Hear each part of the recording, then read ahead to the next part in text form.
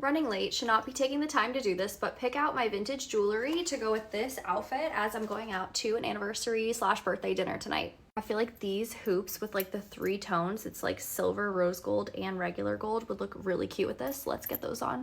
We're going to this new Italian restaurant that opened up near us. They have 4 locations in New York.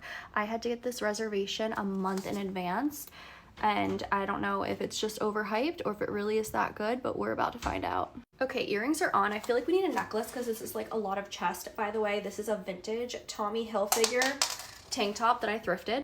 I'm obsessed with animal print, always have been, always will be, and the necklace that I'm putting on is from a little like designer in New York City. She finds vintage pieces from like luggage bags. Like this is Louis Vuitton, and then she repurposes them into a necklace. I think I want to keep my wrists more simple. I have this little stacking piece. I always wear my little David Yurman, so I think that would look good with it.